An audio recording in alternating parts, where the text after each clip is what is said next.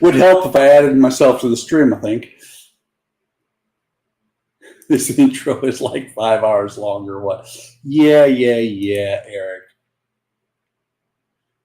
First here, where are you at? Oh, you're first on my channel. You are. And I don't know if anybody, well, probably nobody besides me realizes that I have my producer again this time. Todd's in the background, and I appreciate you being here, Todd. Just hanging out. Yep. And I promise that I will not cancel the stream early today. I apologize to those of you that were watching, those of you who were on yesterday. I lost my mind at the last minute as I was getting out and hit end broadcast. You know what I was going to say is we stayed on for like another hour and a half in the backstage. even after it was stopped broadcasting, we just kept building and can't restart the stream. So yeah, well, and that's the thing, Todd, is that the Friday stream, it started out, we did 2 hours, that was it, end stream at the 2 hour point.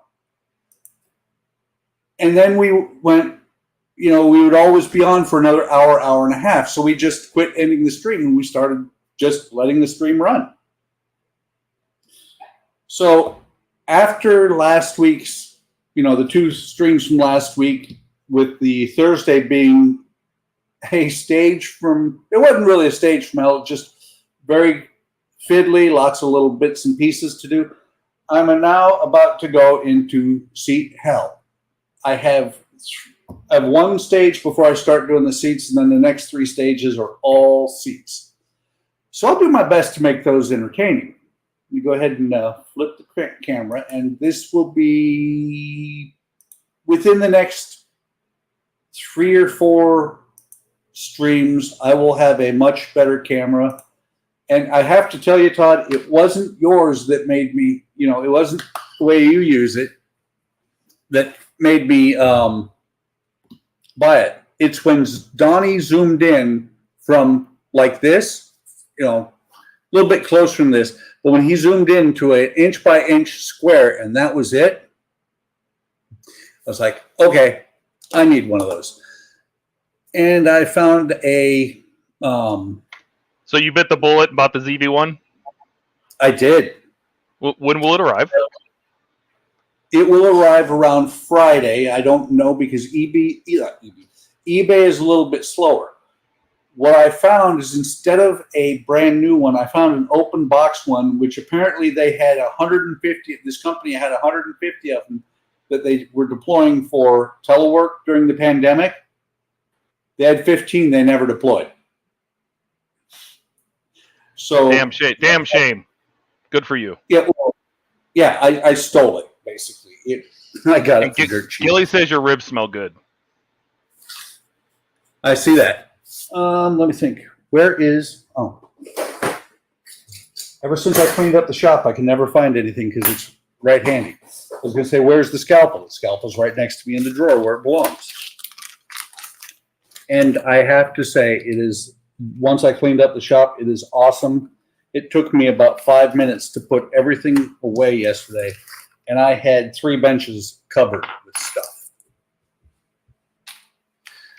So here's the rear deck, and this is, this is the differential hump. This is going to attach back here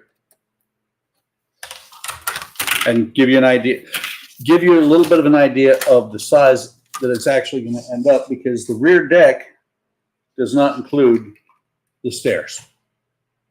And this starts right after the driver's cab. So this thing is going to be a little large. And then speaker box. What are they calling this? Where is my mouse? What kind of a producer are you, Todd? Don't roll the stuff down that I'm looking at. So this, they call it a cover. This is actually going to go over one of the wheel wells. Then you got the speaker it's holder. Over there. And yeah, exactly. It's just right over there. A second.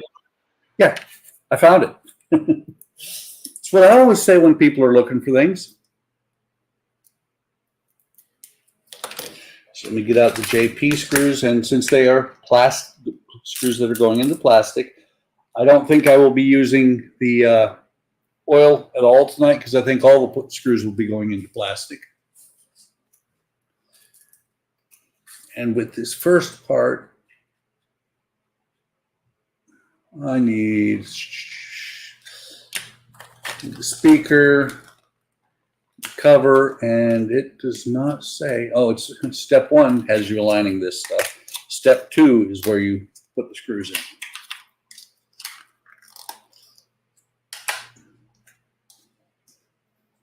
So speaker goes opening towards the grill. There are 3 screw lugs in there. I cannot wait to get that ZV1. I've seen what it does for you guys, and I'm like, oh, I need that. And the ring here has an opening in it so that you can not pinch your wires.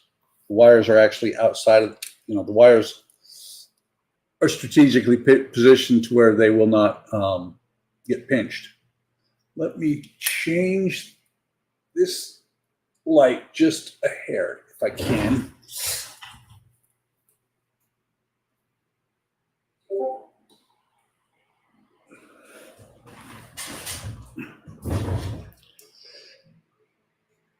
That should be a little bit better because what's happening is as I was bringing it up to show it to the camera, and you can see now the shadow of my hand, I was taking it beyond where the light's at.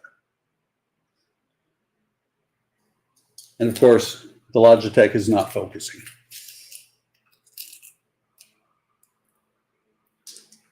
Three screws. I'm sitting here going, why is it getting so warm in here?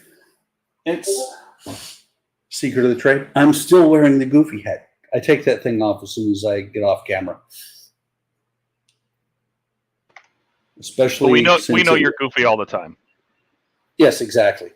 Well, especially because it was up to 80 degrees here today. You can take your weather back there, Todd.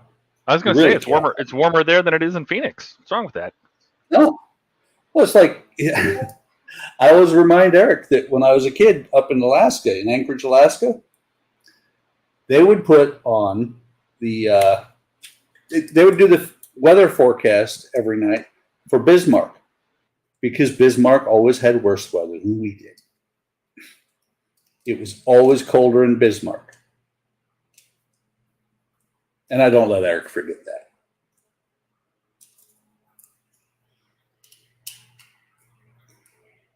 All right. So screws are in. Here, and here. Going to hold the speaker in place. I think that actually goes underneath, directly under one. Oh, and it goes directly under the floor. I see. It's going to go under the floor, but the speaker is pointing down, so you'll be able to hear it. And there should be a notch right there for the wire to come out of. Careful not. Not so concerned about pinching the wires, more concerned about not cutting them off with a screw. It has the wire coming out towards these holes, which will be the back of the bus. It's kind of funny too that my wife made pulled pork today, and she timed it just right so that I would be able to eat before I stream at 6 o'clock. I stream at 5. And she's like, I get confused. It's always changing the time of the day. I'm like, nope, it's the same every week. But that's okay. I will get really good food after the stream.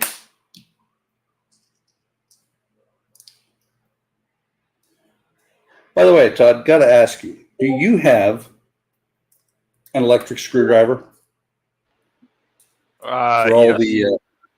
For all the screws that are on these things? Oh no, I do everything by hand.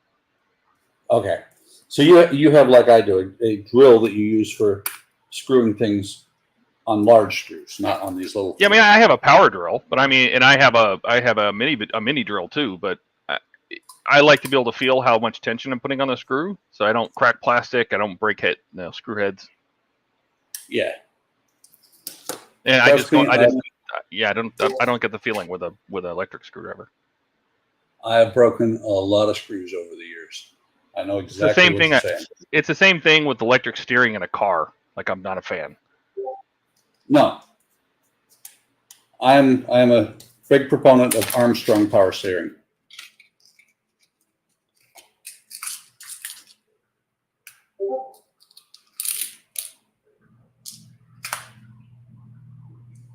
Hopefully no one is so young that they did not get that reference. It's just like the 250 AC we had in the 70s. You open 2 windows and you go 50. That was our AC.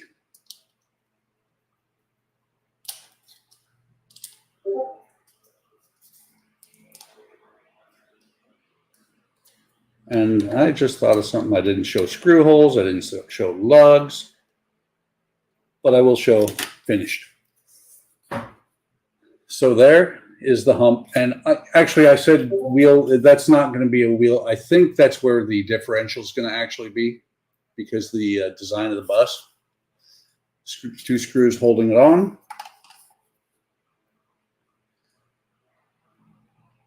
Just so that it's not flopping all over the place. I did that on the tram I was working on yesterday too. I didn't say anything to anybody, but what I tend to do is, if I've got wires that are just hanging loose, I'll tape them down, because I don't want them to inadvertently get ripped out. So now this gets turned over. And you can see there are 4 lugs here, 4 tabs here with screw holes. So this is just going to pop on here like that. But since there are 2 parts that stick up on the bottom, it's not going to stay until the screws are in, and I'm going to have to hold it up once I put the first 1 in, or 1 or 2 in, so that I don't overstress the plastic and end up with white spots, because this is visible once the bus is built. Matter of fact, what I'm going to do is bring these screws over here. Love the screwdriver because I can stand it up like that. And I'm going to do this, hold this vertically up, so I'm not stressing it at all. And I'm going to just start the screws. Once I have all 4 of them started, then I'll tighten them down.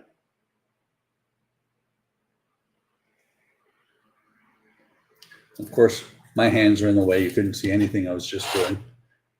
What I was doing was setting the screwdriver upright like that. And I take the screw, since it's magnetic, I put the cross point, otherwise known as a Phillips screwdriver, onto the cross point head. Stay.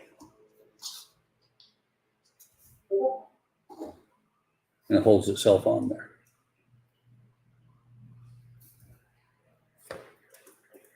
I might have to look at Discord and see what those guys are chatting about, but I think they're chatting about ribs. Because Gilly's making ribs tonight. All right, they're all started. Let me tighten them all down, see if I can crack some plastic.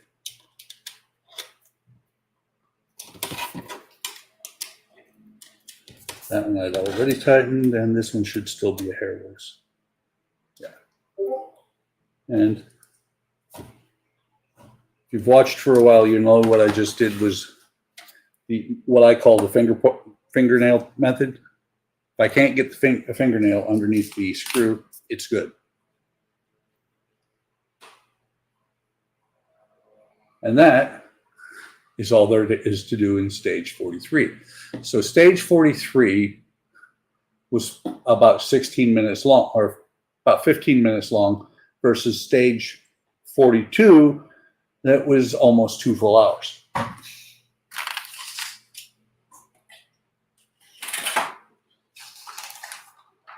So let me set this out of the way. Because like I said, stage 44 is seats. And they say to make sure you keep track of which ones go where, because there are differences to the seats. Mainly, if I can get this out, come on. Okay, so got some JPs, JP. I got 3 bags of JP screws. So these are the legs for the seats, and they're only on one side of the seat, because the other side is supported by the wall, a bracket that's on the wall. Do you have enough issues to look forward and like mount them to the floor now, so you can keep track of which is which? Yeah. You actually mount them onto the floor as you're going. Oh, okay. That's what I was going to say. Is it's weird, the parts, because there's the 4 seat bottoms or seat backs here, and I looked at it. It's A H B I. Gotcha. Is the order that they go in, and what they're doing. This is really kind of cool because, okay, that one is going to be... DS Models and Vintage is here. Hi, Dave. He says hi, Buck and everyone. Hey, Dave. Welcome. We also have Kaz Khalid. Hi, Mark. Khalid, is that you from work? I do believe I know that man. I think I work with him.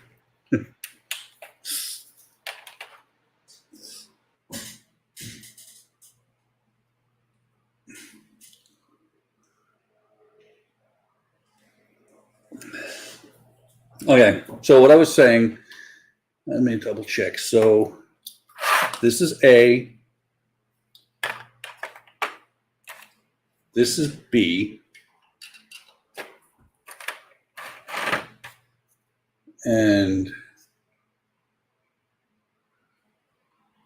hang on, I'm looking at the pictures and I'm getting it wrong. Maybe is it labeled? R. That's important. So these go on the right side of the bus. These go on the left side of the bus. Cool. Welcome, Khalid. So what's going to happen on here when I do the seats is there's going to be the 2 front ones are not going to have the post. The next one here on the left hand side is going to have a post, and then the one back from is going to have a post. So the posts are actually that are going up to the roof are going to go here, here, here, and here. A zigzag pattern throughout the bus. Kind of an interesting way to do it, but it also makes sure you have a pole to grab anytime you're anywhere on the bus. So now, let me go ahead and throw these screws in here like I always do.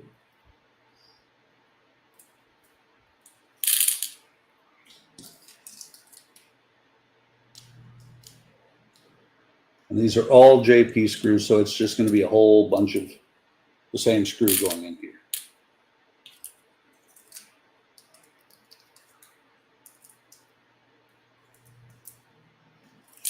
I'll double check on the seats whether or not they are labeled for seat backs and seats. I do not think they have any kind of labels on them. No.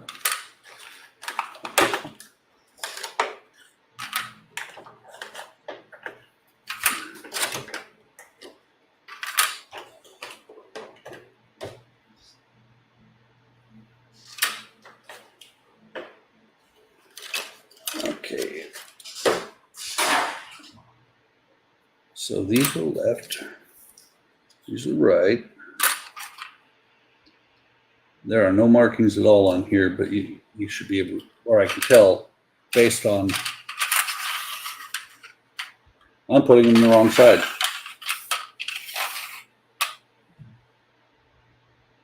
And they have these, each of the pairs is identical. So let me start with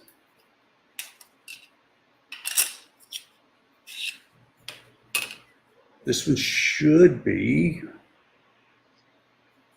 44B. I'm about to skip right. I'm about to go through and not read the instructions, which is bad. So this one But par for the course. Not yet. Why do they give me instructions? I'm supposed to read those? Silly fools. Actually, that, looking at this, making sure.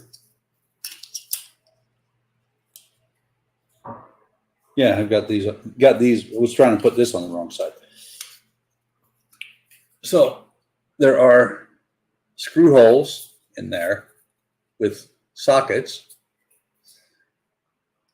Lugs here. There is a pin right here, so you can't get it in the wrong spot. This will just sit on here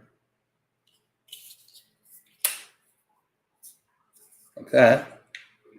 And then we get 2 JP screws, or let me get a handful of them out because I want to need them. This is very cool, Dave. And why isn't this the Titanic? Because Todd's building the Titanic, not me. Unless you want to count my trumpeter Titanic, which I will be getting back to eventually. Very cool. You got some guitar practice in there, Dave. Tighten these down. But only 10 minutes. Yeah. Hey, 10 minutes is more than no minutes. He had to watch it. He got to watch the buses being built. There's buses on the internet that are being built. These Routemasters. Yes, and I do appreciate when he shows up, because anybody who does not know, Dave has built about 482 billion of these buses, or maybe not quite that many. So same on here, got 2 lugs, pin in the middle, and then the 2 sockets and the pin.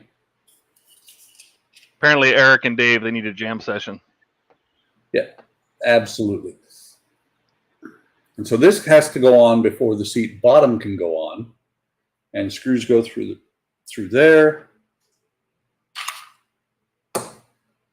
Yeah, I've actually seen Eric's guitar, and I think I've seen 1 or maybe 2 videos where he actually played it.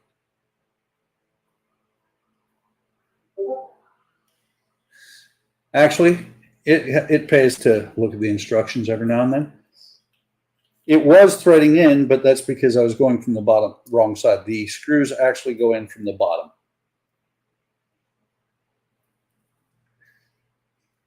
I don't know why I convinced myself that they go in from the top, but that means also I could have put the seat bottom on first, which I'll do on the rest of them. And I do know from watching Dave's videos that Dave cheats on the seats. Dave has his wife building his seats off screen. Well, that's not fair. I guess I have Francisco. He's my modeling wife. Exactly. So same with this. I'm not the lugs on the bottom, pin here, same holes, and then the screws go in from the bottom. Just to save time on the rest of these, I'm not going to show the lugs and the pins. They're all identical, just different sides. I will show something as soon as I get this on here, though. Because on the I mentioned that on the sides of the seats, one side will actually attach to the side of the bus.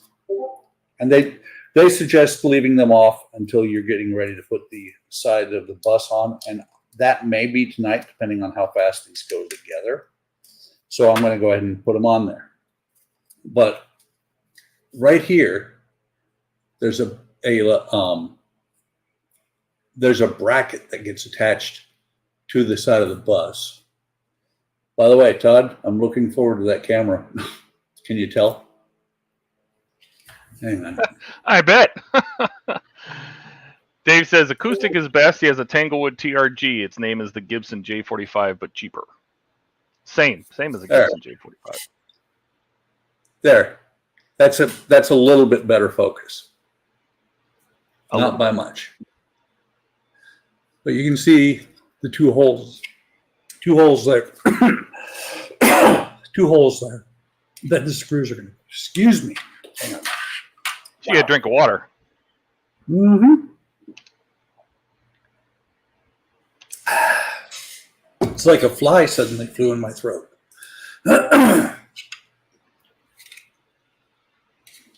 Okay, so this one was 44A. So that one should go there, I believe. Let me take a look real quick.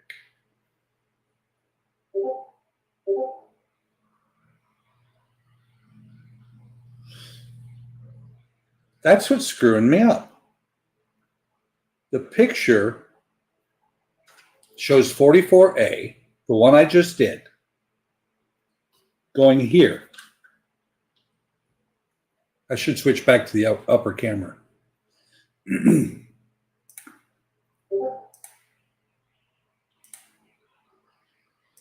But it shows this seat going here, which would not work at all. So this seat, based on how they're going to end up, is going to actually be back here, and that's how I'm going to set them in place where they're supposed to go. This one, and like I said, this one is going to be one with no spot for the rod to go going to the ceiling to go. There's two of them like that. The first one is on the left-hand side, right here. Unless those pictures are wrong. I hope Dave admitted it. He admitted that his wife helps him build the seats. Yep, I knew that. So this one is going to be the second row seat on this side. And you actually have to point it out, though, Todd. Dave admitted that his lovely wife helps him build the seats. Wow, I have made it. Did you see that? I have made it. I am getting the Russian bots again. Gotta love a little porn along the way. Yep. And while you take care of them here, I'm going to. I blocked them. Well, what I'm doing is actually on YouTube. I'm reporting them real quick, because that way I shouldn't get any more from that exact same one. I'll get ones from different bots. And that's the thing, is where it shows only one there. I don't know how many showed up on the on StreamYards. I got 5 over on YouTube.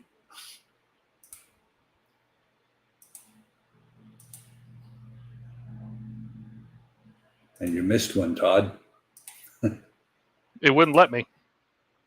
Oh, won't let me either. Yeah, because it was already blocked. Yeah.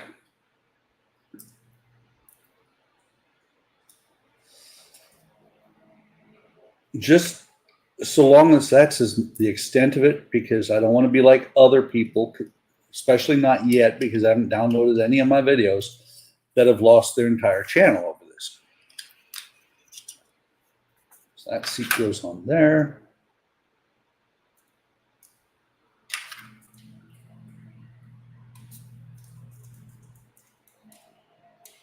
And until we did StreamYards, that was actually what moderators did, was they would, or the ones I've worked with, we would sit there while watching somebody else's stream, or somebody watching my stream, and you just hit the bots. So that will go on there. Like I said, I showed all the lugs and everything. I figure once is good enough. If somebody wants to see them again, say so in the chat, and I will show them again.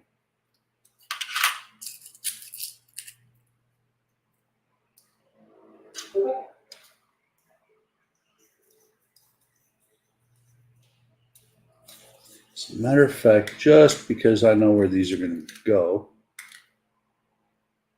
I'm almost out of camera. Need to move forward a little bit.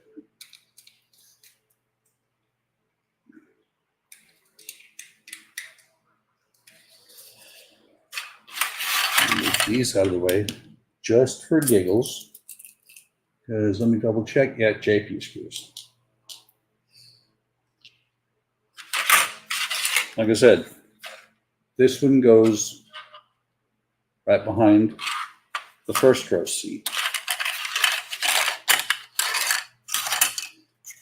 Again, there are lugs with this. Probably cannot. Yeah, it's not going to focus. Trust me, there is a keyway on the front of each one on the floor itself. So I'm going to need a third hand here.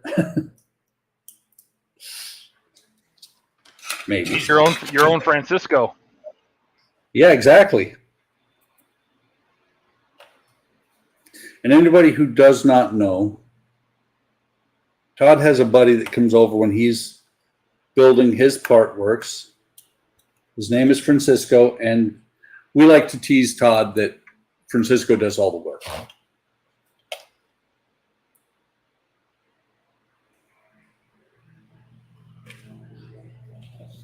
Come on.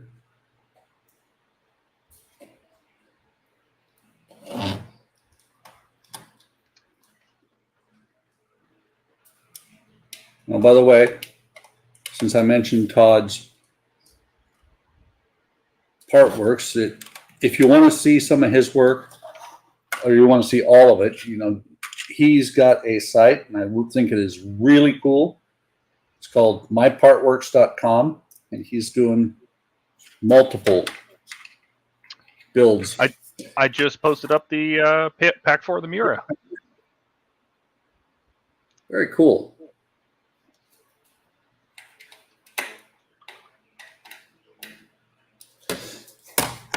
He doesn't do I don't think you do videos other than the streams, do you, Todd? No, not really. Yeah, with the number of pictures you take, I don't think you would have time. If you did streams too, it'd be the only thing you did. I'm actually working on Iron Man pictures as you stream. Very cool.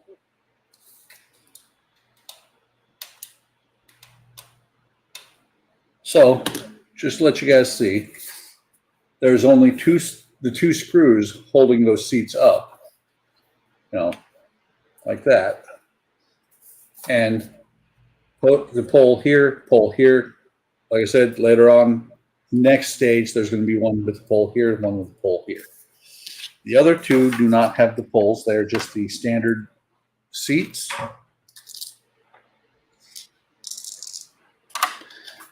So they should go together relatively quickly. Well, the pole really doesn't matter.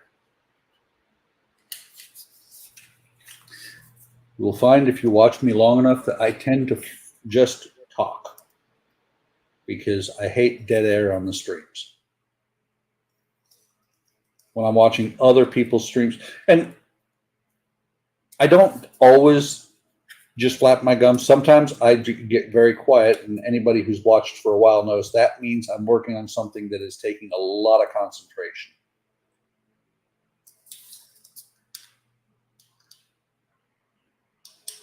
Like, I don't know, stage 43 on the bus last Thursday.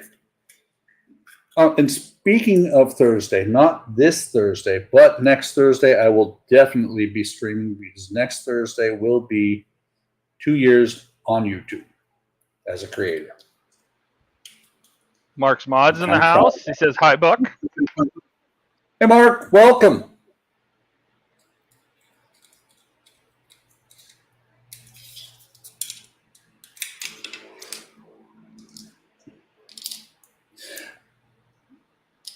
You know, Todd, I just thought of something. And everybody watching, I just thought of the perfect thing for next Thursday's stream.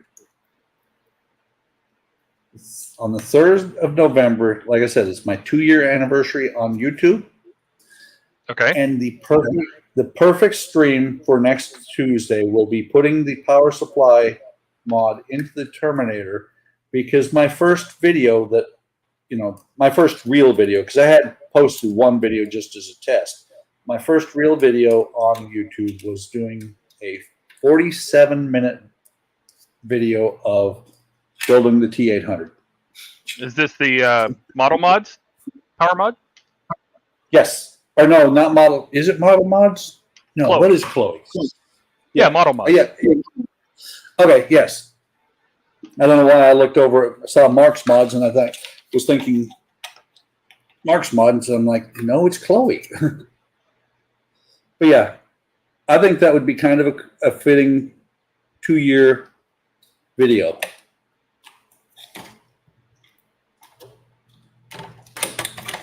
And then I got to start planning what I'm going to do on year 3.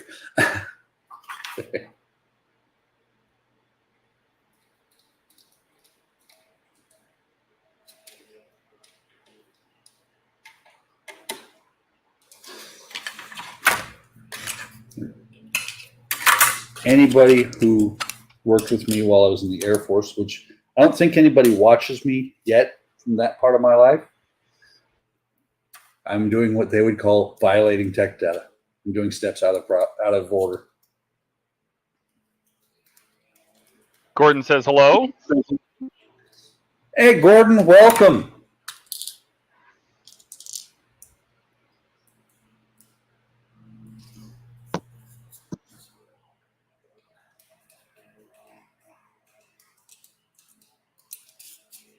Almost done with the last seat for this. I think the next pack is all seats, and then the pack after that is all seats, but it's also the benches. Because over these wheel wells there are bench seats. I was going to ask how many packs are all seats, like how many in a row, or just seats after seats after seats? I want to say it's 3 packs in a row. And this is just the bottom deck, right? You have to do this again upstairs? Yes. Excellent. Well, then when once these are done, once the seats are all done, then you start doing walls. And it really starts to look like a bus then. And according to everything that I have seen, videos and stuff like that, and I think Dave said it. Dave said it last time he was here. After the mounting the cab, the next really difficult part is going to be mounting this onto the chassis. I didn't catch all of it, but I may do what Dave did, which is I'll put a rear wall up here. Hey, Crafty Chris, thank you. Yeah, there's going to be a.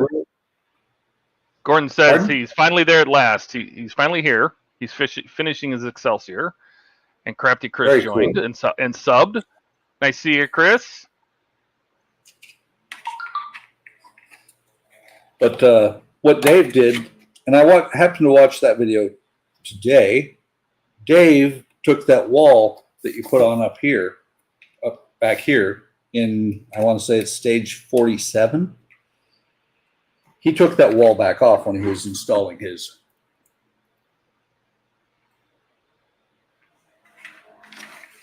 Eric's reminding us to have our Halloween builds ready for Friday's stream. Mine's ready. It's just not done.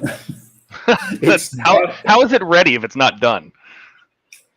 The Christine is good as she sits, but I have 2 extra wires sticking out the bottom in case I should someday decide to put the ultraviolet lights underneath it. Just making sure all the screws are tight here.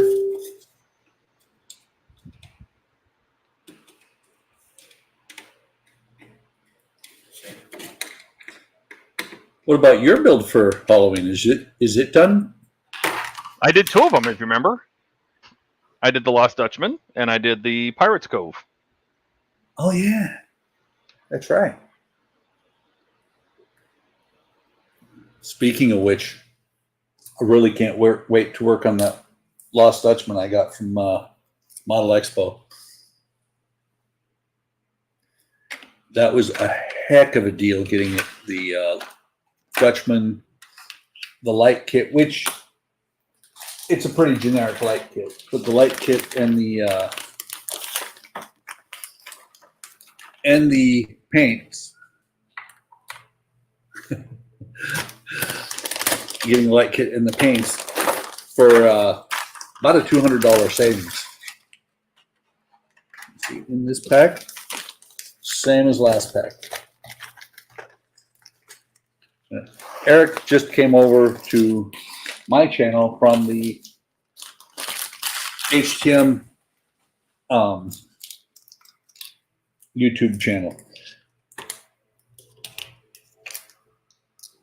Because I should be streaming on YouTube in 2 places, plus on Facebook. And it was funny because Facebook, I wanted to make a change to the stream, the post for the stream, and Facebook said, no, you can't do that because something screw with Facebook right now. You can't make a modification to it. And I'm like, or you can't edit it. I'm like, okay. And I went, I got a way around that. I deleted it and reposted it. I do love StreamYards. I cannot lie. Can you go and change the post yourself? Like just go into Facebook and just edit the post? I can. I don't think you can because I think I'm not sure if somebody made you a mod yet. On the HTM Facebook group? Oh, I think I did. Yeah. I was just curious, you know. Yeah, I'm pretty sure I could have gone in or no. Actually, I don't think I could have because even as mods, we're not channel owners, so we can't make the changes there. But if you delete it out of the StreamYards, when we set up the stream, if you delete it out of there, it'll delete it from Facebook, and then when you make whatever changes and just repost it. Again, I'm going to skip right over doing the pin, showing the pins, because it's all the same. I mean, literally exactly the same as the last pack. I think just because I'm going to look and make sure nothing strange. That's exactly the same.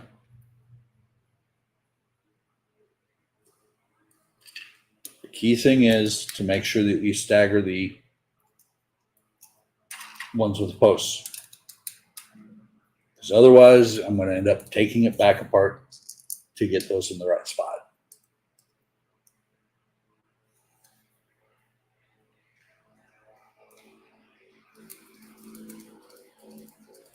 Oh, Dave's asking where we got our special oil bottles from. Dave, I will throw a link on that for Amazon. Yep. Give me a second.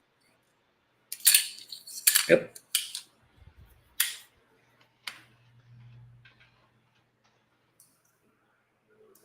That is a really nice little bottle. I'm sure you know what you're looking at, but anybody who doesn't, what I've gotten here is 3-in-1 oil, and when you push it down, oil will come up to the top there. It'll slowly seep back down, but it brings up the oil so that you can dip the screws into it.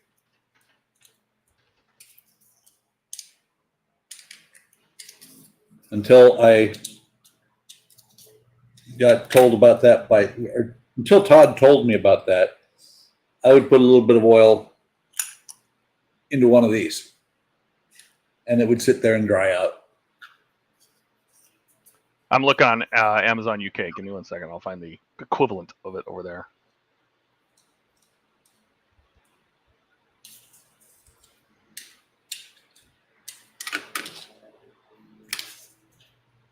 And mine is not very old. I think I bought it within the last 3 months. First time I saw it, I was like, that is, I saw it on Todd's bench on one of our multi-streams when we stream on Friday night. I was like, that's really cool. He asked me if I was using the oil or not, and I said no. And he posted, actually, no, that's right. This was before he got involved with the streams. He was watching and coaching. Actually, you were involved with streams. Sorry. He was watching me and coaching me on the Enterprise build. And he said I should get oil, and then he posted a link to his, and I was like, that's really cool. Especially because I had not seen one of those things since I was a kid.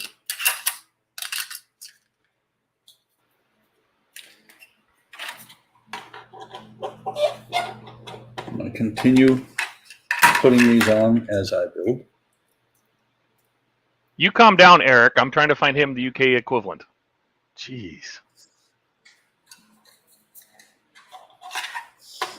I appreciate that. And I do know that, Mark, that you guys like to see what we're doing. Now that I've got more seats on here, it's a little bit tricky. And that's why I stream as early as I can on my Monday night streams. And that's also why we do the stream on Sunday at noon, is so that folks over in the UK have a chance to watch. And on Friday, we're a little bit late for you guys, but on Sunday, we also post a link so that other people can join in.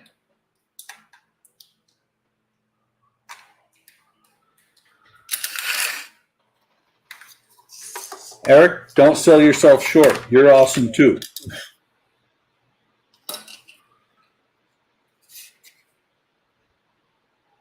Oh no. Well, this is the closest I can find. I will throw this up in here.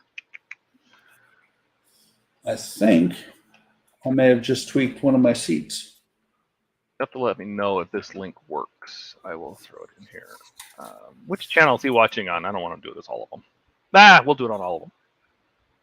This one is looks a little bit tweaked, but it looks like it's tweaked at the seat itself. Let me see if I can fix that. As long as it doesn't snap, it should be fine. You're very welcome, Dave. Let me know if that link worked. Yeah, that's the similar product to what we have. It's just a metal pump top bottle.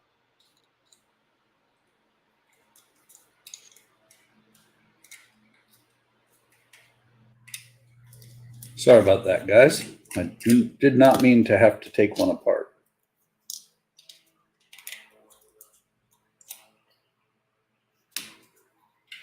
Donnie's giving you hell. He says he doesn't care about us in the U.S. Don't get off work early enough to see all of the stream.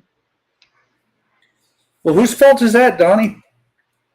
I stream at a decent time. Crafty Chris says, Dave, if you order, he wants one, please. Well, luckily enough, the link I sent you is a 2-pack. So you're going to have to give Chris one.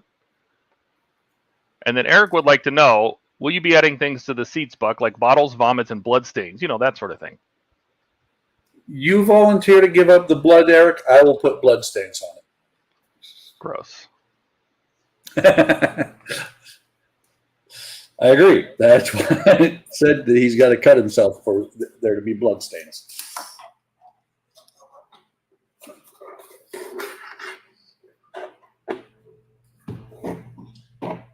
So let me try this again, and this time I'm hopefully. And actually, I just thought about this. Eric, I don't think there's going to be blood stains and things like that. I don't think the UK, folks in the UK are quite as violent as folks in the United States. And that looks like I fixed it. I don't think I tweaked it. I think what it was is I just never got it on there correct in the first place. Yeah. This one here was sticking up. So let me set that out of the way and build the rest of these seats first. Because that was kind of scary.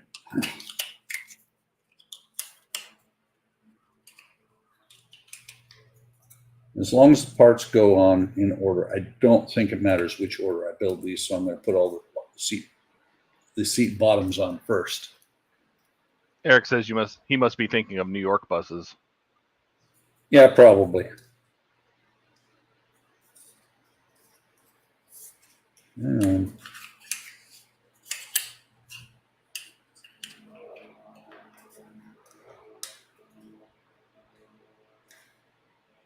Or it could be Bismarck buses too.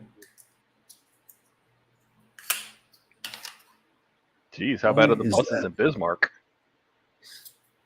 Well, they let Eric live there. Does Eric ride the bus? Short bus? The short one. Yeah. Yes.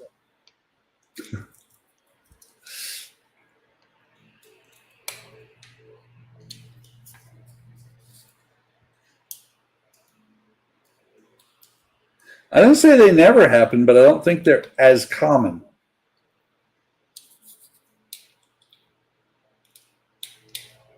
You know, I've been to London twice. I don't think I've ridden on a double-decker yet. Even the new ones. I've never actually been to London. I was at RAF Bentwaters coming back from Al-Udeid one time. I rode the underground a lot. The tube. Had an Oyster card even. Rode it so much. But not the buses.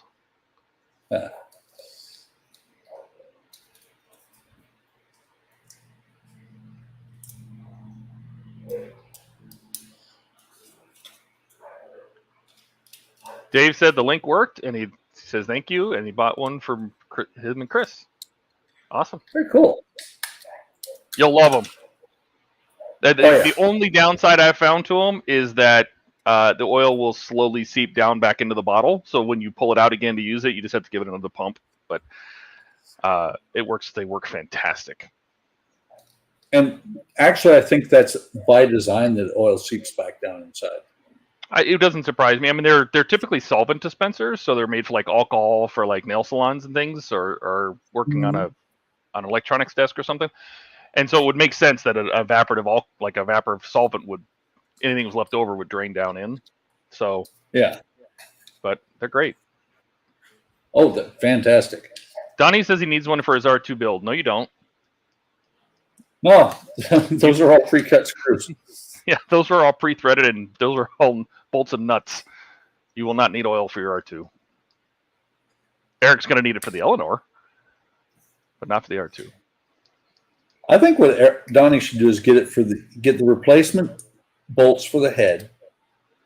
Or no, wait, never mind. Use it on the original bolts for the head, because the bolts for the R2 head were plastic.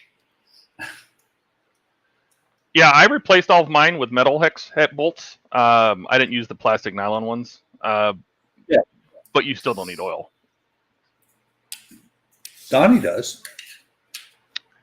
Donnie needs oil for his elbows, his hips.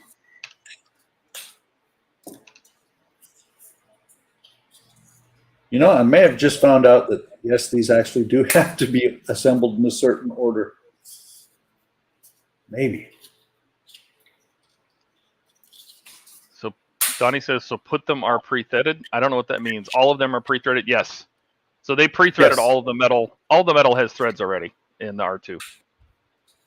So you don't need to. It's nice. You don't have to oil anything. Okay, so here is a hint for anybody who builds this. Put the seat bottoms. You can get the backs on, but put the seat bottoms on second, because otherwise the seat backs don't want to go on. You have to do a little bit of tweaking, and it actually pops in. You heard it snap. Now it won't fall off. But that sounded painful. Don't do that. It's not that bad. It's a very slight bend to get the plastic past itself. It's just you don't want to do that and snap it. So it's better if the backs go on first. Yep. Yeah. Eric says he'll have the R2, the Eleanor, and fingers crossed the Falcon. Now, my understanding is the Falcon is also pre-threaded. Yes, the Falcon has nut plates. Nice. Donnie says after Yeah, 30 years at Nissan, oil for all his joints would be nice. Yes, I agree. Yeah. Well, I'm sure Nissan has plenty of oil laying around. And if not, just walk over with the wrench to one of the oil drip pan or oil pans. Just don't get caught, because when somebody goes to buy that car and it blows up after 3,000 miles because of no oil. They can blame Donnie's wrists and his knuckles and his elbows. But we had to lube Donnie's joints. Donnie also wants the Falcon. That is a fantastic build. Now you're getting me to think about it. No, I built the big Lego one, but not the. I did the X-wing. I haven't done the Falcon. Was not. I got it to by the time I got to Model Space and getting anything from Model Space, the Falcon wasn't available anymore. Okay. If you do build it, oh sure, Eric's going to do another buddy build with Donnie. How's that Voyager coming, Eric? And to explain, Donnie, Eric, and I got into a buddy build of the Voyager. I think it was actually 3 years ago now. Donnie finished. Eric got mostly finished and then took it apart and then put it back together and then threw it away. Never finished it because he was going to light it and then he wasn't. And I have never finished mine.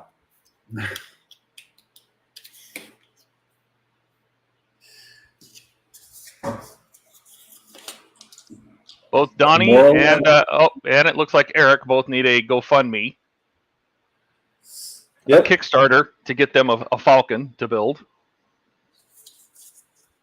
And the key thing about that, if you build the Falcon, Donnie says he won that bet. That your buddy Bill. Donnie says he won.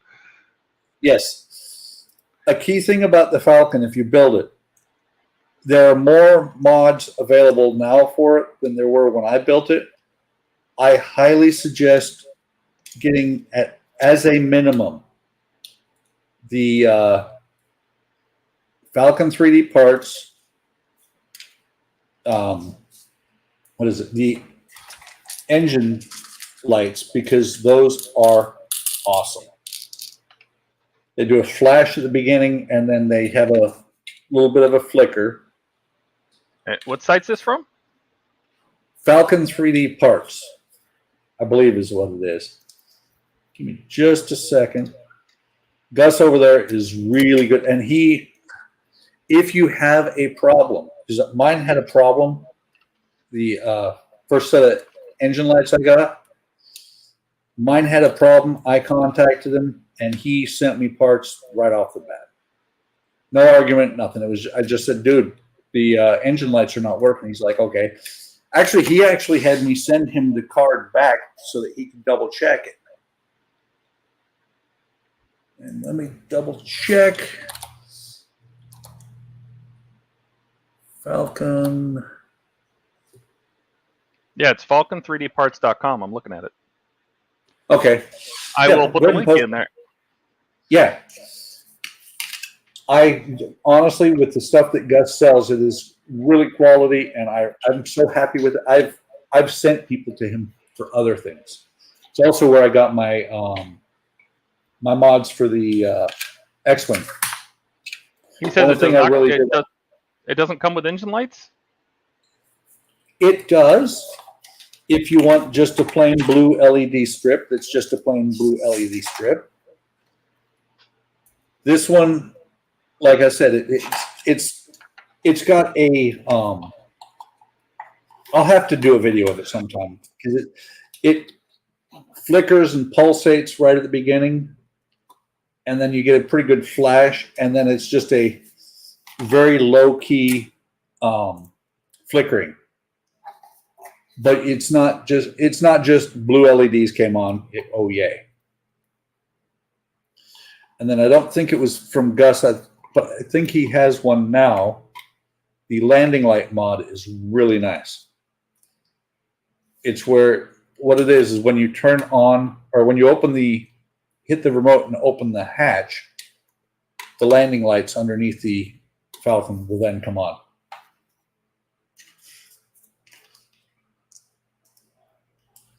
Okay, that's really cool. I just don't know where I'd put the damn thing. You've seen pictures of mine, haven't you? Yeah. It comes with that wall bracket. Oh. It is literally designed to hang on the wall.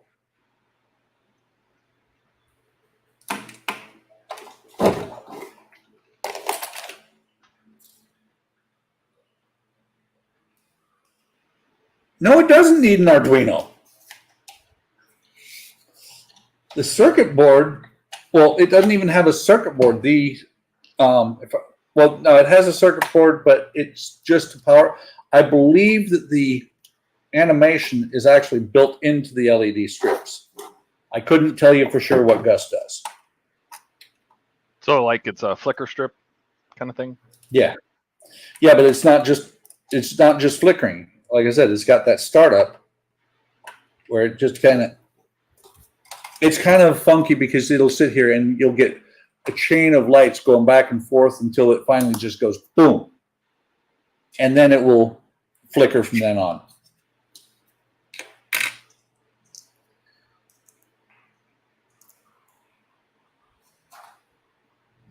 Hang on. 1, 2, 3, 4, 5, 6, 7. Okay, I'm having trouble counting to 8. I was like, am I missing a seat? That actually might work if I'm careful.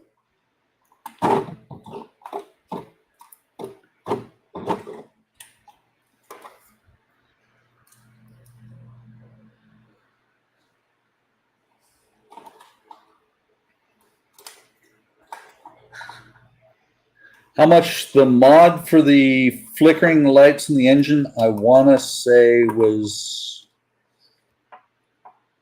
don't quote me because it's been like 7 or 8 years, but I think it was like 75 or 100, might have been more than that.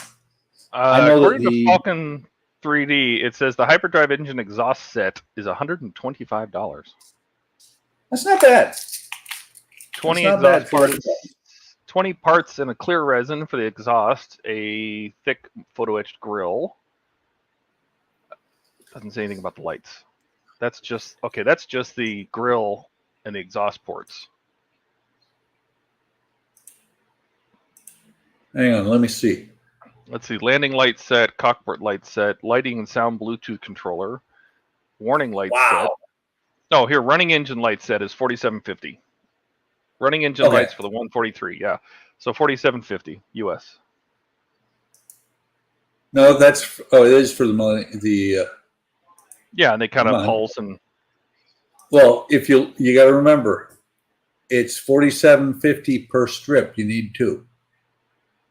Are you kidding me? No. The reason you need 2 is that's only one side. Okay, well, they should just sell it as one piece. But yes, so it's $95 for both. Yep, told you it was around $100. Okay, I now have 8 seats. No Arduino. Pretty sure I could do that with Arduino for cheaper. Oh, I'm sure. Donnie, definitely Arduino.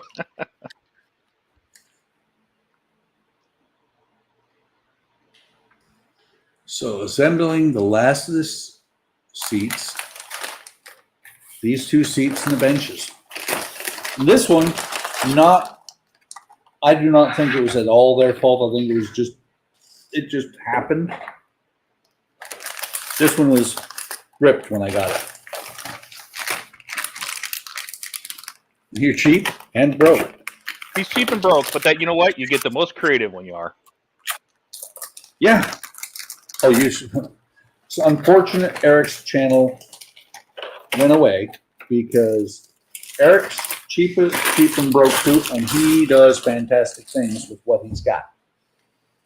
Hey, look, more JP screws. and see these seat legs were rattling around actually in the box, they were not in here or in the plastic. And that is why, even if you do like I do, which, whoops, just dropped something. Let's see. More JP screws. But when when you get the parts for something like that, you're welcome, Eric. You need to make sure that you inventory all the parts. Not take them out and everything. Just look and make sure you've got them all.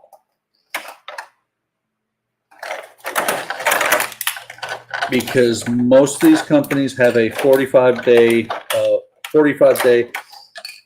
notify us it's broke or missing or whatever. And then after that, a lot of them, not a lot of them, I think Eagle Moss was the only one that did it, that said after 45 days, we don't care. Man, I think that policy came when they were broke and didn't want to refund anybody. Yeah, there's that. We're going out of business. We don't want the parts back. So, Yeah. Well, I will tell you right now, I have never had a problem with Agora. I've reached out to, what was it? The driver's cab on this bus, I had it for 6 months at least before, I inventoried everything every time, but you're not opening the plastic at that point. When I opened the plastic and saw that it was, that it was borked, I emailed them immediately and said, hey, I need a replacement part. And they were like, yeah, sure, no problem. They sent me the pack, and unfortunately, sent me the new pack, and unfortunately, when I got it, it was worse than the original. And the third time they were super nice and gave you a little love note. Oh yeah, this is what really impressed me is that. Tell me you saved that. Did you save the love note, the little handwritten love note? I don't know if I did or not. I don't see it. You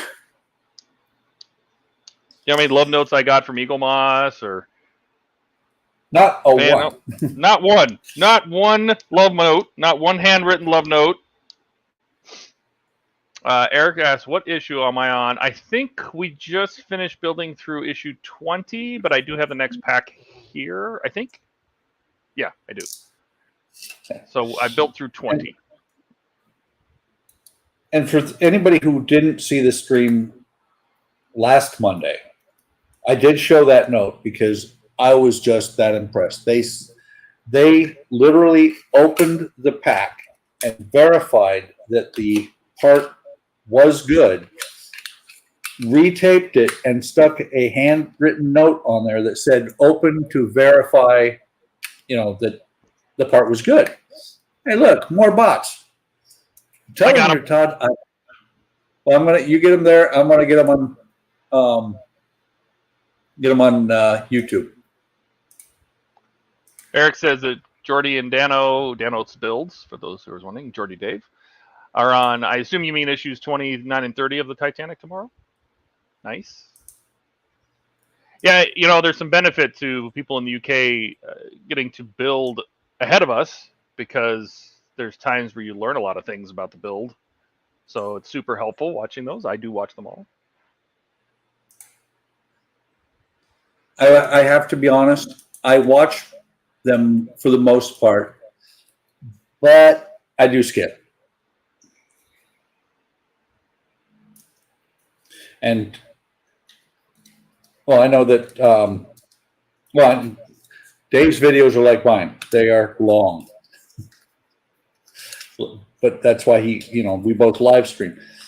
What's funny is Wayne Green from World of Wayne. I like what he does because he live streams it and then he puts pauses in his live stream so that he can take the live stream and break it into videos.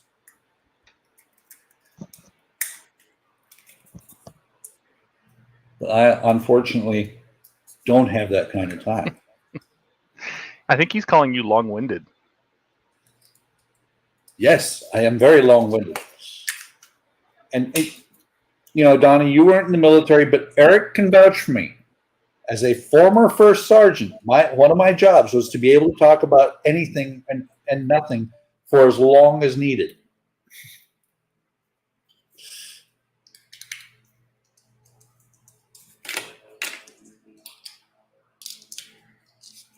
Let's see. Making sure I'm putting those on the right direction.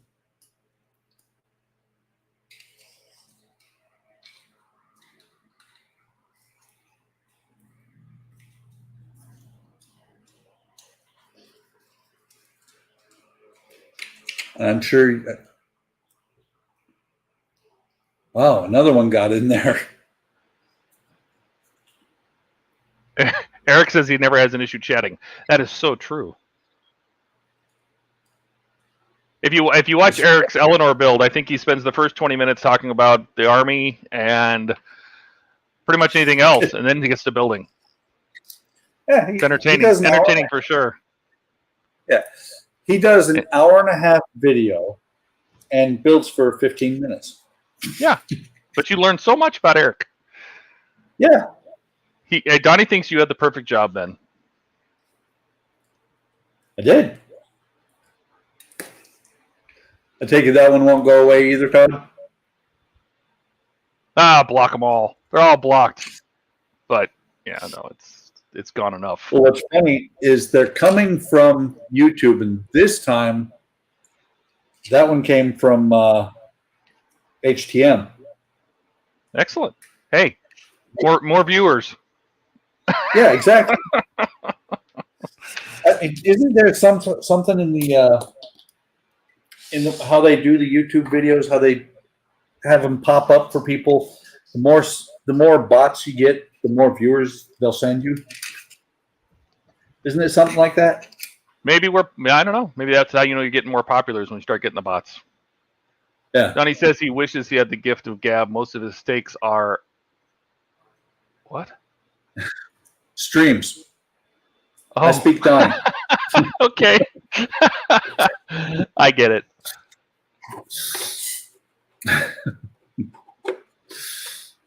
But you know what? Hey, yesterday we figured out how to get his mic working, or having him using a better mic. Oh yeah.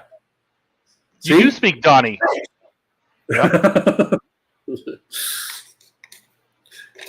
Oh yeah. Well, and that's the thing too. When he got that mic working, I was like, that is cool.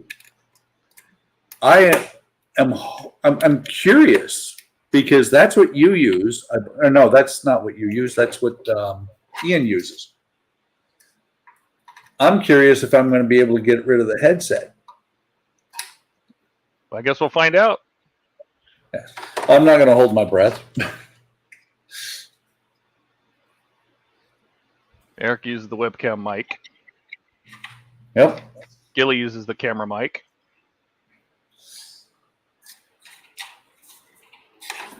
Could that be that's the... Well, no, it's not. The problem isn't my mic. The problem is that I have Bluetooth speakers. So the computer doesn't know exactly when the Bluetooth sound comes out, and so it doesn't know to blank it. Yeah, I bought a little round single speaker USB, just an external speaker on a USB that I put on the desk that I use when we're on the streams because it's louder than the laptop speakers were, and I can hear you guys, and I can set the bit rate because you want the bit rate to match your microphone so you don't get the echo. And I don't have a problem. Yeah, well, what I've got is a stereo that's above me. I don't know who's Donnie. Who's Donnie talking to? It'll echo worse than the mic you have. Oh, he's talking to you. I know that. Who did you think he was? Did you think he was talking to you? Apparently, your speaker placement is not good.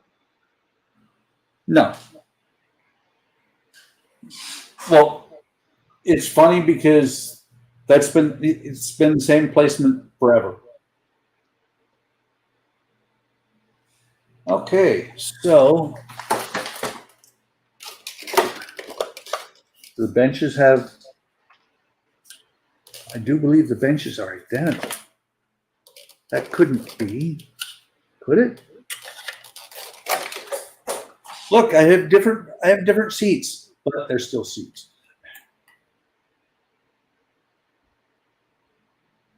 J and H. What is the difference?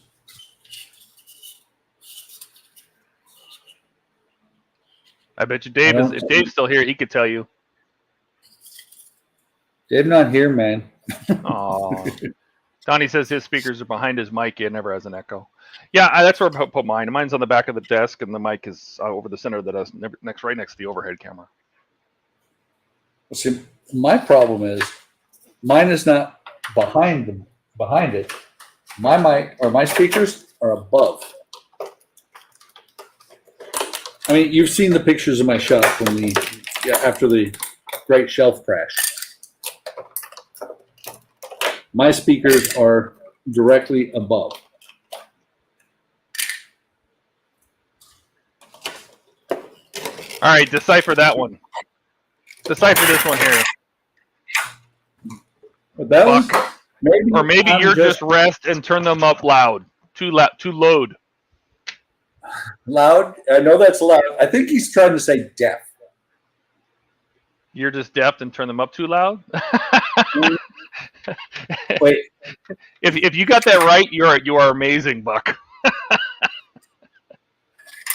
Cut out at the bottom of the seat. Ah, okay. Donnie says your issue is trying to swallow the mic. I don't think that was. I think his mic was going south, and I think it died on the stream finally. By the way, I speak Donnie. You got that from Dave. Yep. Yep, cut up at the bottom of the seat. So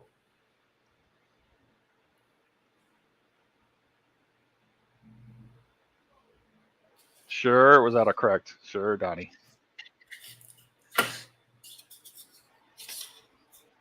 I mean, own it, Donnie. When I type stuff and it just comes out gobbledygook, I tell people I wasn't hired for my typing.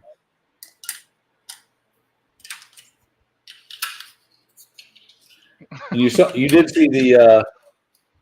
Apparently, Buck does. So everybody knows. Correct. Everybody knows what we say when you totally bucked up. When you bucked up the stream last night. Yes, I bucked up. Yep.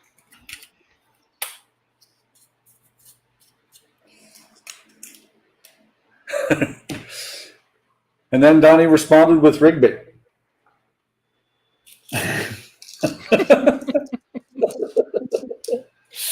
I guess we didn't hire him for his typing.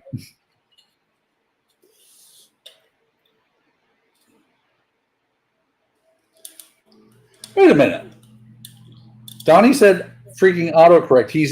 He must be watching on his phone, or he just, I don't know, because I don't see autocorrect in YouTube ever.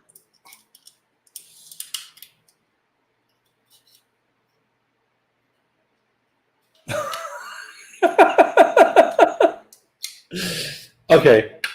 Nobody else can see it. I have to show it.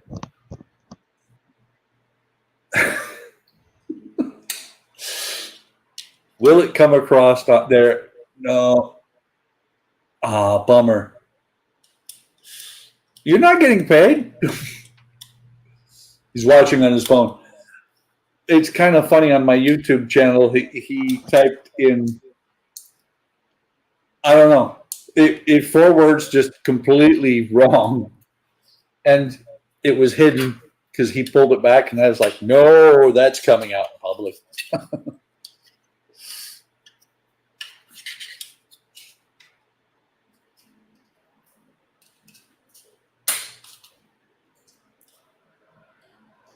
Watching on the phone. So that's why he's got autocorrect.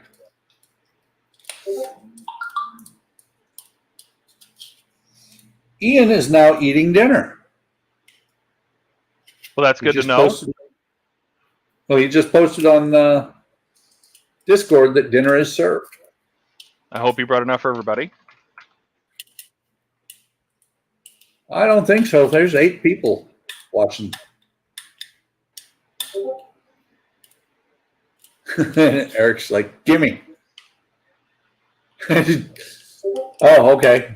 Tommy said he didn't pull it back. It must have confused StreamYard. Well, what was funny was I saw it on YouTube.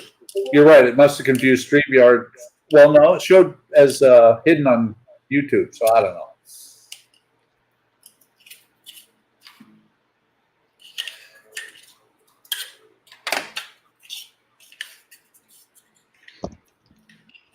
So let me see. Okay. I was like, that doesn't feel like it's going to go there.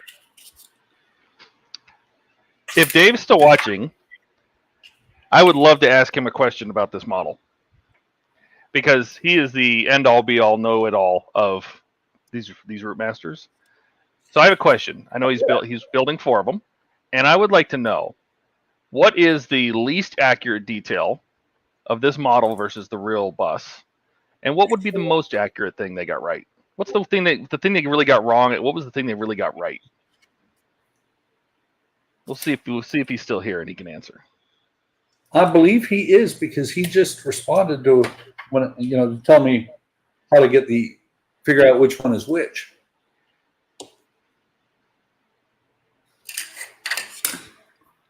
And actually, I think he's building 4 right now, but he actually built it when it was Hatchette as well. He built it before they went to Agora. Yeah, but it's the same model. Yeah.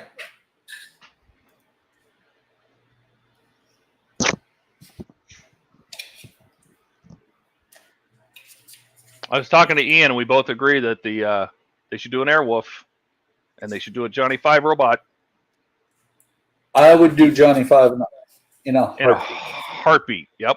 It needs to be like 2 foot tall, at least, right? And even better is 2 foot tall would make it big enough to actually have robotics in it. So it could be like R2-D2, and you could drive him around, he could talk, his head would move, his eyes would move. If need be, make him 3 feet tall. I don't care. Just looking to see. Of course, I could look at the instructions. That would make too much sense. Right rear seat. Okay. This one would be the right rear seat because the cutout's right there. What cutout? Show it to the camera. Those cutouts. Ah, okay. Was that for the Those go wiring? to the back. No, I think all the wiring goes underneath, and then on the left, you got the same cutouts on the back. Johnny, that's the case. Johnny thinks Johnny thinks it would be awesome. No disassemble. Gordon says that that's the case. He's building his own U.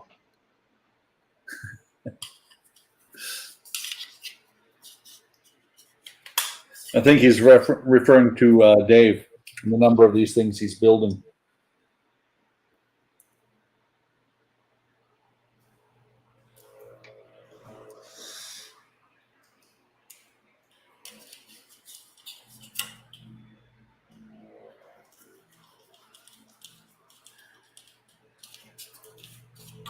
And when I put these on, the kick panels on the bottom of these seats, there is a metal piece. I'll show it here in a second. There is a metal kick plate right here with the 3M backing tape. I'm actually going to throw some CA on that underneath that. Because if those peel, go ahead. If those peel, that's going to suck because it's going to be deep inside the bus where you can't get to it. Do you have to bend those at all, or is that cut to the right size? Because it looks like it was a little longer than the seat. Is that, or maybe it was just because it was closer to the camera? But I think, I'm not positive, but I will. Let me put these 2 screws in, and I'll tell you. Because the other kick panels on the stairs were actually had screws going into them. the really little screws. Oh, we got an answer from Dave. He says what they got wrong, Routemaster or Routemaster, depending on which side of the pond you're on, doesn't have chassis, it has subframes. What they got right was the scale size and just about everything else. Fabulous model, the best available. Thanks, Dave.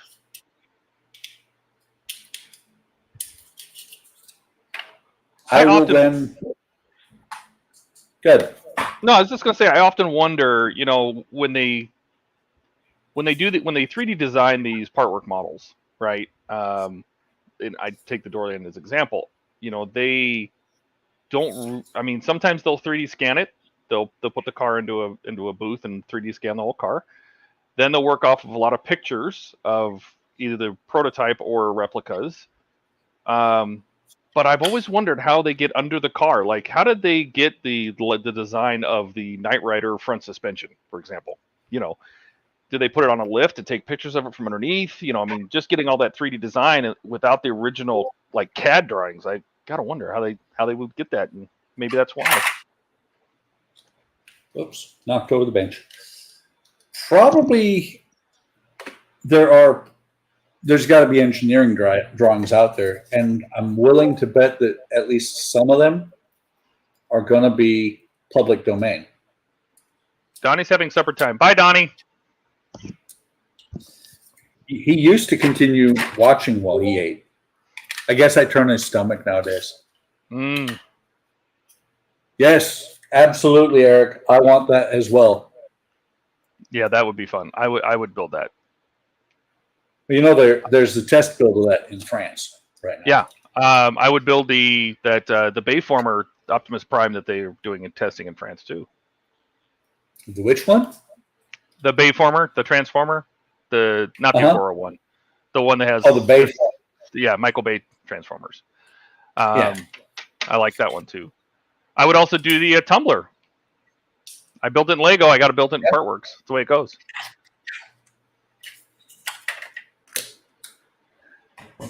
No idea how well it's swinging. That's the thing. Don't release an American truck, a Peterbilt, in France for a test.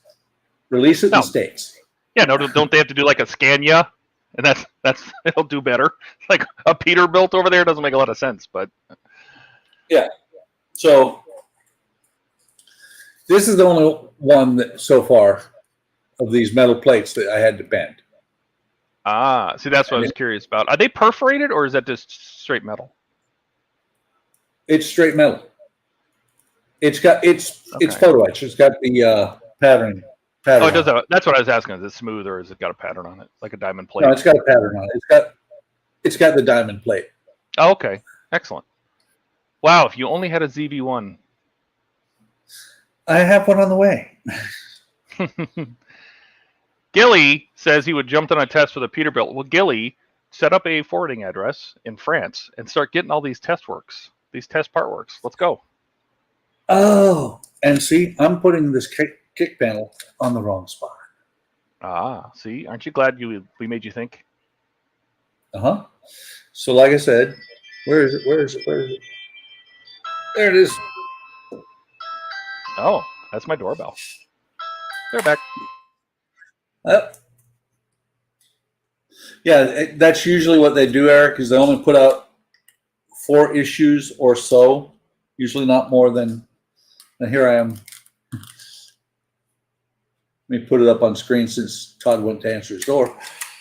They only put out 4, maybe 8 issues on the test, and then they come back with an email that says, this was only a test, and so, if you don't want to keep these parts, we will refund your money, blah, blah, blah, blah, blah, blah.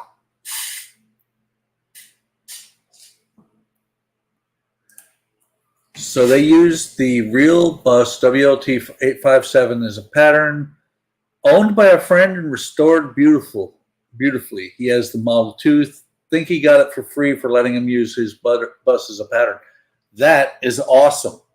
That is really cool. Evening, Shu.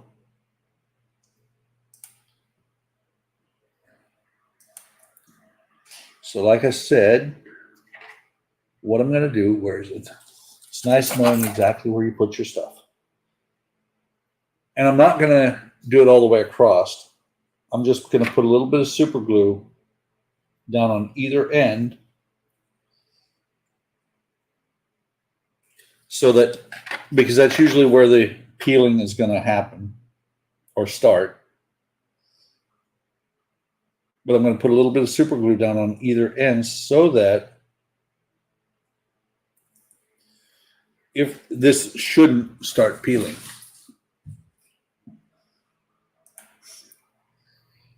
So let me put it down here. Not on the glue first. Want to be able to position it first.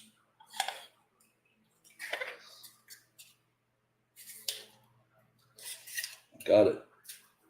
Close, but not perfect. I'm not going to mess with it because I'm not going to bend it. It's just a hair off over here. And it's a hair down from the line.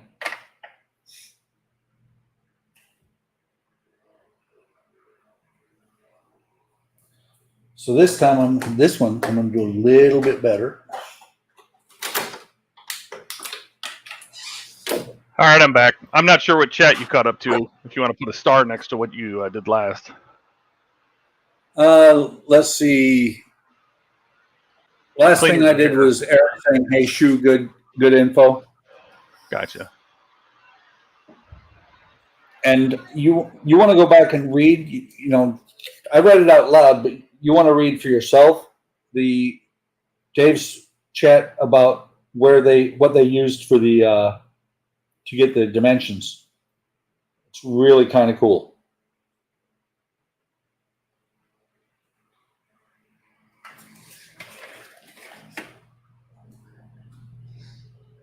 Yes, they are. And I think with this second one, I've got a little bit better idea what I'm doing.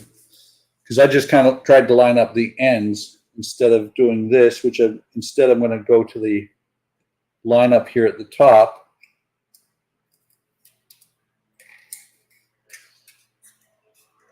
And it's a hair off, which is okay because they're both a hair off to the front. But this one here is low. I don't think you can see. I can barely see it not because I know where it's at. Hang on. Let me switch.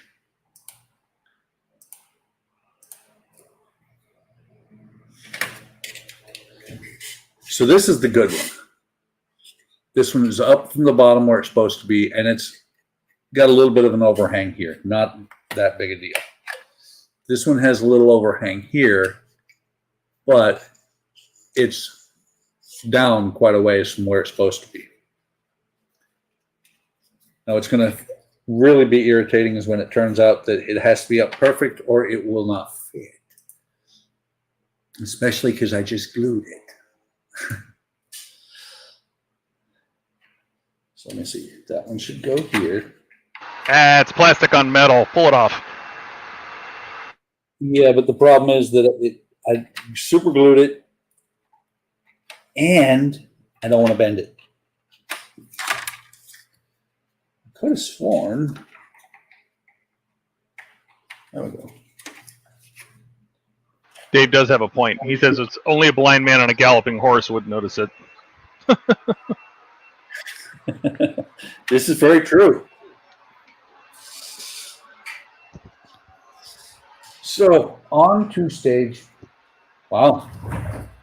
Where did I put them? So the other day I had gotten out because I was really kind of overexcited about how far I would get. I had gotten out through stage 46. I just finished up through 46. And today I went out and got 47 and 48 just in case. That's just like the third time I've knocked that off. So 47 was sitting behind me. Scalpel. My only question is, are there JP screws in here?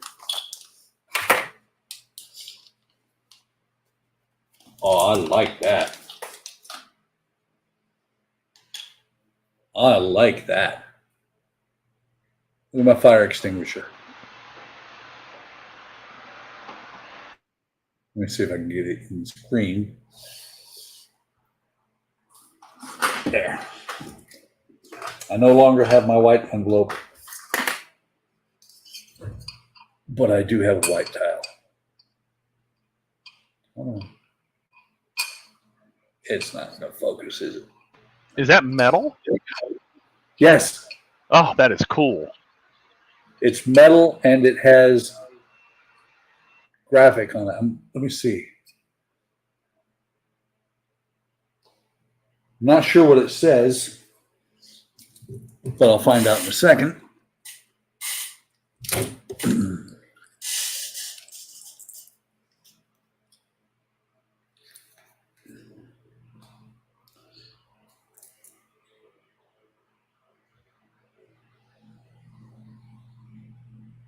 I can't really tell. It's got a fire extinguisher brand on it. I think that's a fire extinguisher at least.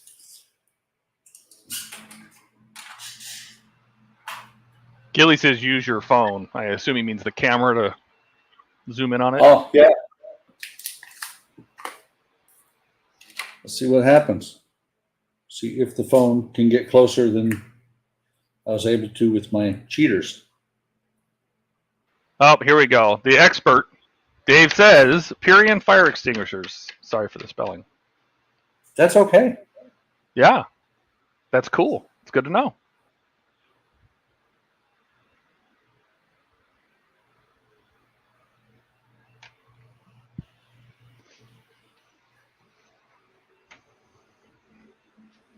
It is too small for my phone even.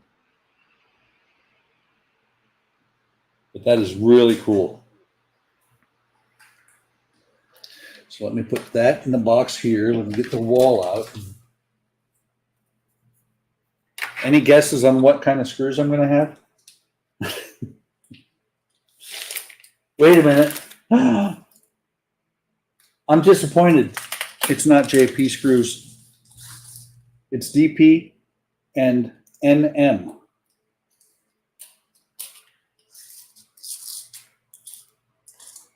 So we put the DPs in here. And I didn't think I was going to get to metal parts today. And I believe this right here is that. No, that's the front wall. I was going to say I think that's the wall that Dave said he took Dave took off in his video, but that is the front wall rather than the rear wall.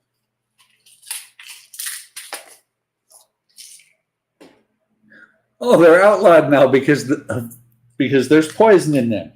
That's very nice.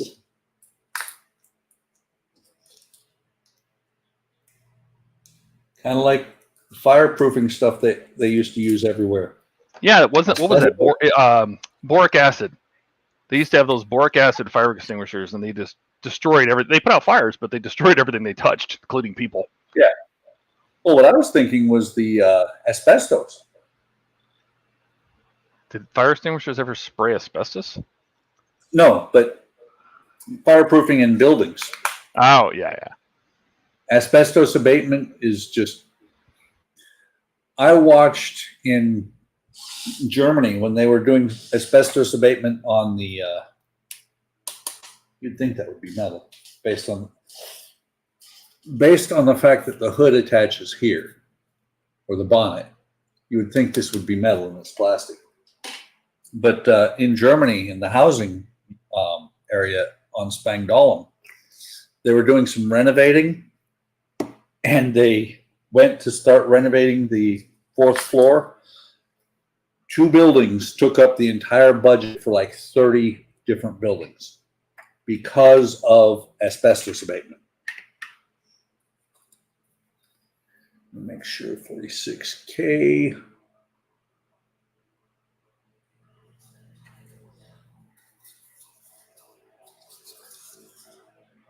Left. It's always convenient when they put the left and right. So these are going to go on here. They're going to be held in by. I was getting very disappointed, but they get held in by JP screws. Oh, Dave says most of them are now AFFF. Extra points. Do you know what AFFF stands for? Buck, come on. You were an aircraft mechanic. You should know. I do not. Aqueous film forming foam. Well, see, that's the thing. I was an aircraft mechanic. I was on the flight line where we had Halon 1301, I think it was. We had halon extinguishers. That's bad. But AFFF, but halon won't. Halon's a gas, so it won't cover up gasoline or oils or flammable liquids. That's what they use AFFF for, because it creates a film on top of, so they don't vapor, they don't off gas. Yep. See, Dave got it. Aqueous film forming foam. They're getting rid of that too. Yeah, that doesn't surprise me. Shoom.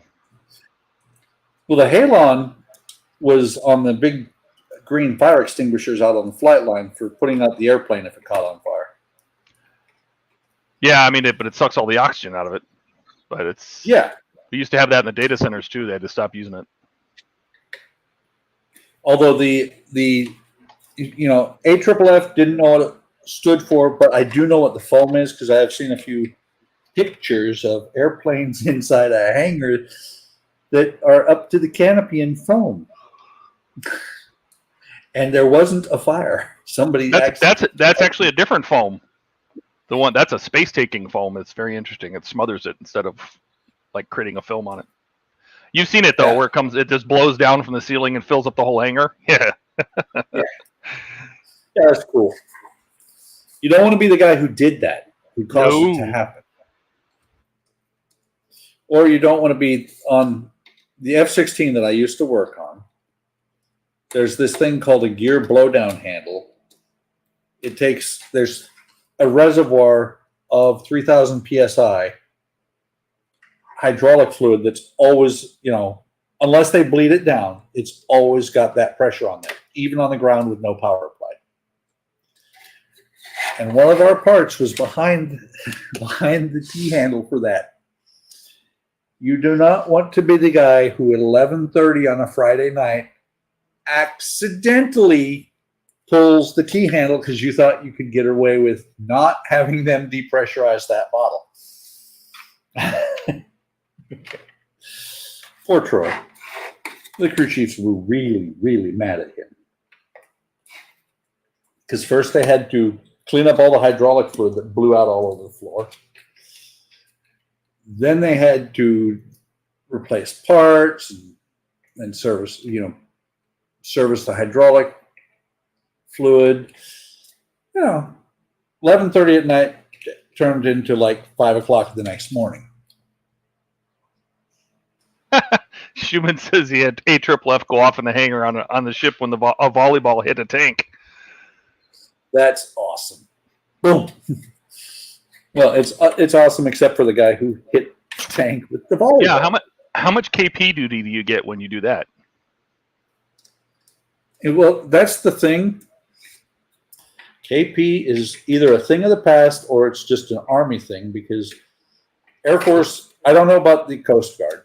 I know the Air Force has never had KP because we actually have a job series for cooks.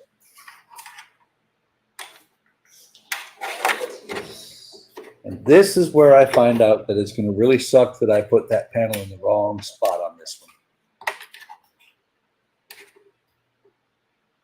Because, maybe not. It looks like it's going to go in.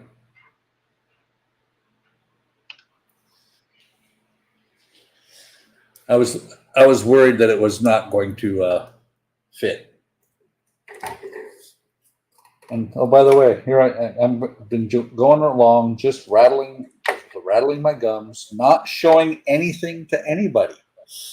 I just realized that. You're just building, having a good old time. Well, Shu says it was like a. So what? I was just saying that Shu says it was like a snowstorm, filled it with foam. I've seen pictures like that. Rascal, I think, is about to take a dig. Air Force is too busy to do KP. Tea time takes a lot out of them. Does. It really does. And Shu says E2s and E3s did KP duty on the ships. By the way, Eric misspelled tea time. That should be a single T, for the golf course.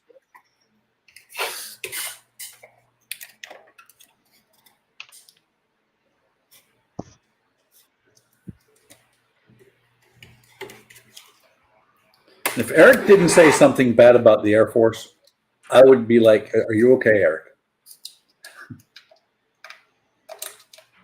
Do you need to talk to somebody?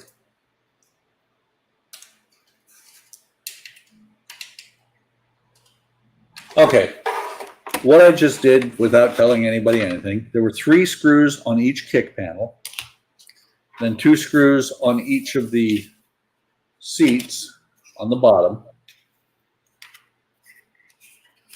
You can see one here and one here, these 3 across here.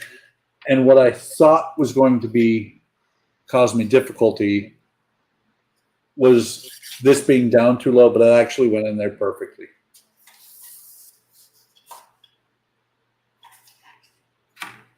Wow. Is that what he calls you? The Army guys call you a flying busboy? It's not very nice. No, it's not. It's okay. He's a ground pounder. Hey, Ian. Welcome, Ian. Ian says, I was not able to find historical significance of the RM-587. Was this particular bus famous for anything? Well, I bet you Dave can answer that. Earlier in the chat. I'll throw it up there. Dave said that they use a real bus, WLT 857, as the pattern, owned by a friend and restored beautifully. I don't know if they based it on. I mean, obviously they took pictures of a real bus, but is the actual 857? I'm sure Dave will answer you. Yes, Ian, you are a nerd. Yes. Okay, so position, front wall alignment as shown. In other words, turn it this way, not this way. Shiny side down, which means I was prepared. I haven't had any shiny parts all night, but I was prepared. Shiny parts go face down on there. Oh, no, it's got shiny part facing away from me because this is going to go, okay. I want to remember this time. So you get 2 lugs in there with screw holes in them. Did me in, can't move. And then 2 spots there. Sockets is what I'm going to call them from now on. Box is going to go on there, slanted to the side to the bottom.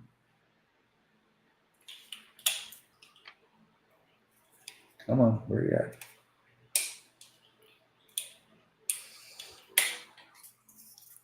It's going to go on there just like that. Flip it over, get 2 screws out. And just because I know it's going to irritate Ian, they're DP screws. You want the red towel back. With that new camera, I bet, have you tried that yet, Todd or Ian? Will that camera get blown out by a red towel? I don't know, but I guess you're going to tell us. Now it's your experiment to do. Yeah. I might just break out a red towel on, if it comes early enough, I might break out a red towel on Friday. I will still leave this camera here, the 920, because it is my close-up camera on the side. I don't need a close-up camera for the top. I save my red towels for cleaning up blood. Sorry, I got excited. I saw chat. That's okay.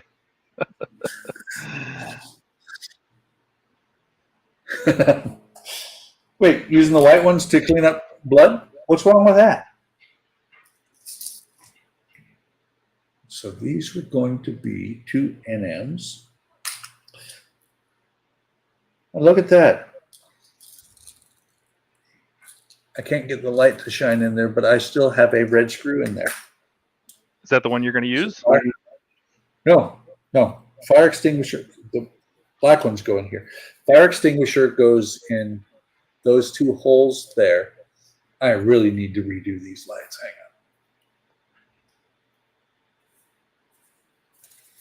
Hang on. Oh, here we go. Dave says RM857 represents pretty much the first production type of the Routemaster, the mainstay of the London transport for nearly 60 years. Very cool.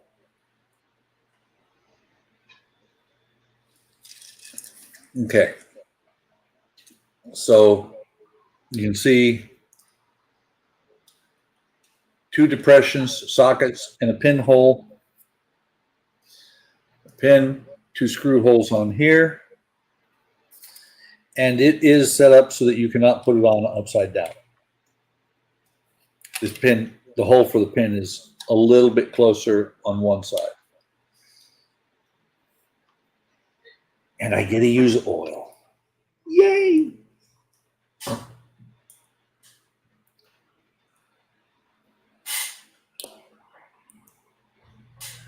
So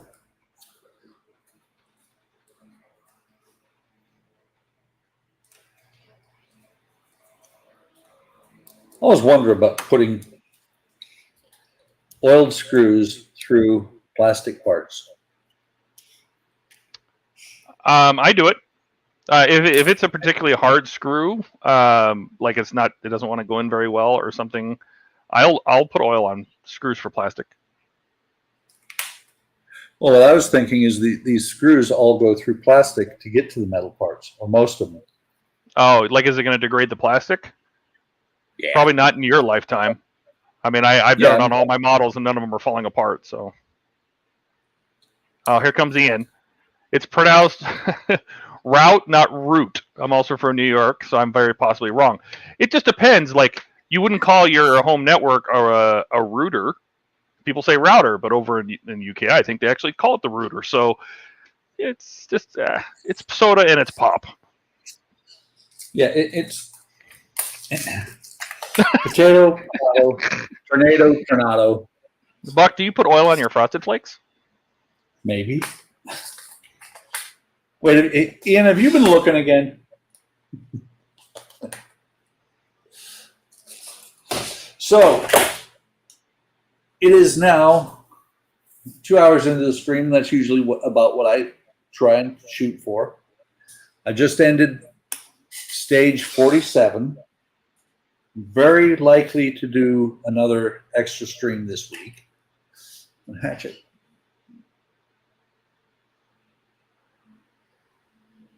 Oh, that would have been really cool. Does anybody know if Agora is going to supply the figures or no? I wonder.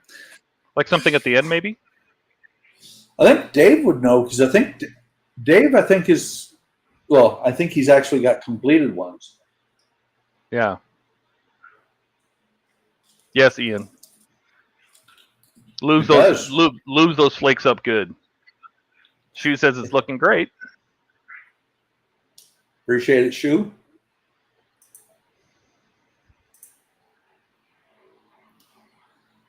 Make sure I got the right camera. Having 5 cameras, it gets difficult to find. Make sure you don't hit the wrong one. Each figure will be $39.99. Actually, this is a 1/12 scale. I bet you could find figures for it, but they might not be $40, but they'd probably be about 10 to 12 easy. Not sure, but hope so, but not sure if Agora is going to produce any. So, as I was about to say, that's it for tonight. Not sure. I may stream again this week. I think we're getting back into winter. It's getting dark sooner, so I will probably start streaming more often during the week. I'm loving this bus. I'm loving the fact that Dave is coming to the stream so that we can reach out and say, tell us about this, Dave, because he has done multiples of these things. I'm loving this bus. This is probably close to the best part work I've done so far. 57 or more passengers. Dollhouse figures are 1/12. The 1/12 is the closest. But, so, as Gilly has already jumped ahead to, have a great evening, guys. Like and subscribe if you like this content. Hit the bell icon. I never say that to know when I'm coming on. But I will tell you right now, I come on Monday nights at 5 o'clock Central in the United States. We're also the whole group of us, and we had up to 9 people, which was a record for us this past Friday. We streamed Friday night starting at 8 p.m. Central, and usually on Sundays at about noon Central Time. So have a great evening. Have a great day tomorrow. Take care of yourselves out there. Thanks, Dave. And I will talk to you next time.